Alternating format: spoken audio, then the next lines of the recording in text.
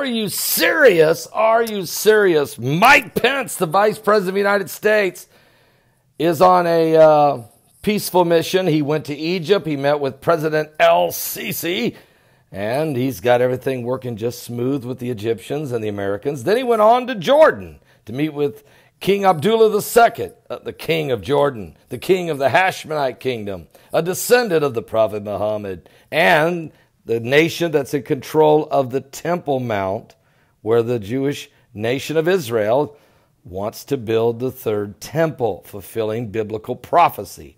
Well, having said that, Pence and King Abdullah had a very productive meeting. King Abdullah said, look, America's going to have to do a little rebuilding, some trust here after President Trump declared that Jerusalem is the capital of Israel. But he never said that he had to reverse it. Matter of fact, no Arab nation has told Trump he has to reverse his decision. And they're all quietly going along with it. Why? Because it is actually biblical prophecy. The Bible says that Jerusalem is the city of the great king, the city of our God. And not only does it say it in Psalms 48, but it says it in Zechariah chapter 14, verse 16, that people from all nations will come to Jerusalem to worship the King, the Messiah, and to keep the Feast of Tabernacles. And even Jesus said in Matthew chapter 5, verse 32 through 34, he said, look, don't be swearing on anything. Definitely don't swear on heaven. That's God's throne. And don't even swear on the earth because that's his footstool. And don't swear on Jerusalem, for that is the city of the great king. Well, but there was some, Pence left out. Pence, while in Jordan, did give a speech to our troops that are near the Syrian border and how that we have been crushing ISIS and thanking them for their efforts, despite the fact that the government is on shutdown with the Chuck Schumer shutdown, the Schumer shutdown, the Schumer shutdown. What? And Pence said he got on a plane and flew to Israel, where he met with Prime Minister Benjamin Netanyahu.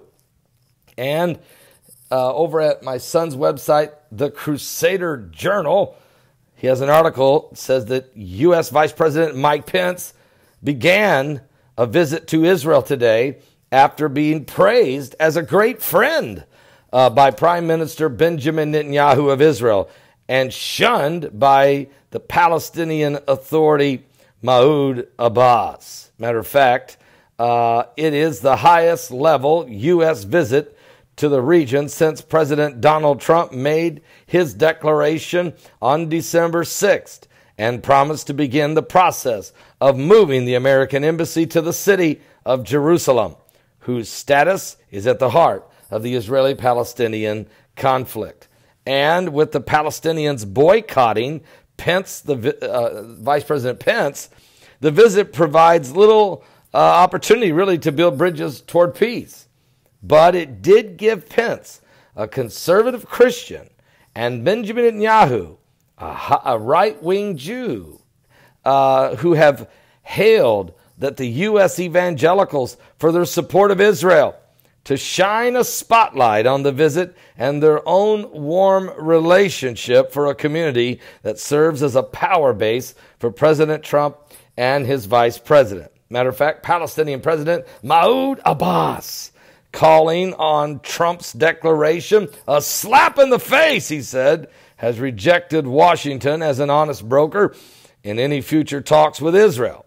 Abbas left for an overseas visit before Pence arrived. Well, Netanyahu addressed his cabinet earlier today, describing Vice President Mike Pence as a great friend of the state of Israel, and said they would discuss U.S. efforts to halt Iran's aggression and the Iranian nuclear program and ways to advance peace and security in the region.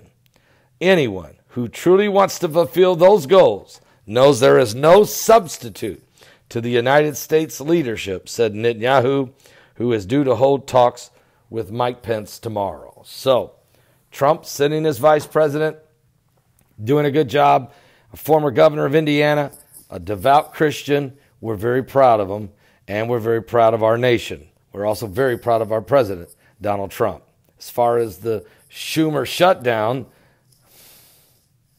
get a clue, Chuck Schumer. I got a feeling that the Democrats really looking bad with this right now. I think they're going to go ahead and open the government back up, and then go back to the table to negotiate DACA. And it's real simple. You want to do DACA? You want to make all the dreamers legal citizens? Fine.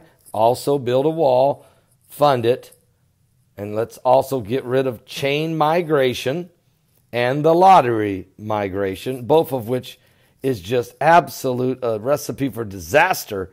You're letting the immigrants to decide who gets to come into this country instead of our country deciding who gets to get in. That's huge. You wouldn't have these guys shooting and murdering cops and then saying, I'm going to break out of jail and I'm going to kill more. You wouldn't have all of this weirdness that you see. Plus, look, you can't shut down the government and not pay the military, plus all the rest of the benefits that go out here and all the important parts that the government plays for all U.S. citizens.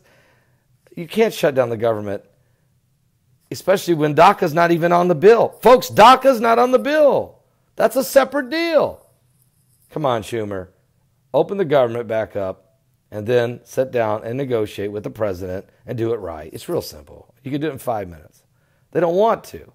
And they thought they could blame this on Trump and make him look bad. But the American people, according to the polls, are laying the blame squarely where it belongs on the Schumer shutdown, on Chuck Schumer. I'll be back with more in just a moment.